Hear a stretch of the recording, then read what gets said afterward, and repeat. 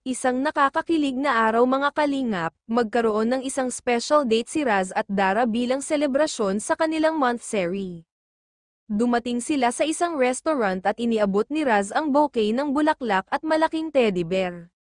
Binati ito ng happy monthsary ng binata, nagpasalamat ang ating binata kay Dara dahil nagstay ang dalaga sa kanilang love team.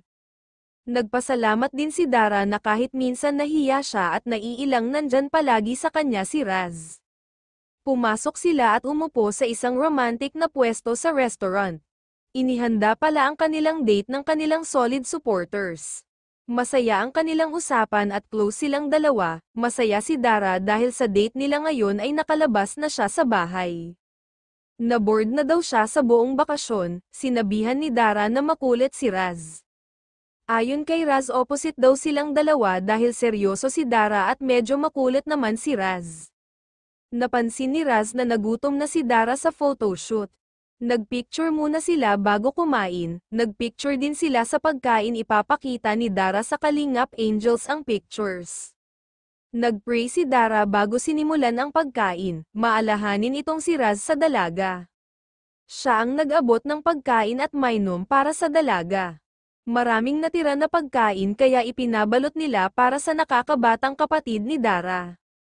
Mahilig ito ng chicken at cake, biniro pa ng binata na kailangan maubos nilang dalawa ng kapatid ang cake. Nagpasalamat si Dara sa mga sponsors sa kanilang date, sa cake at photoshoot.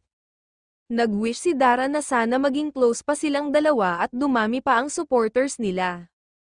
Nag-wish si Raz na magka-crush na sa kanya si Dara, binawi ni Raz na joke lang daw, mas maging close pa silang dalawa habang tumatagal sambit ng binata, lumabas na sila at pinalakpakan ng K-Boys, nagpasalamat silang dalawa sa K-Boys at sa mga supporters nila, dito nagtapos ang unforgettable experience ng Rara Love Team sa kanilang monthsary celebration, dito nagwakas ang isang memorable at nakakakilig na araw, maraming salamat sa panonood, huwag kalimutang mag-subscribe at God bless everyone.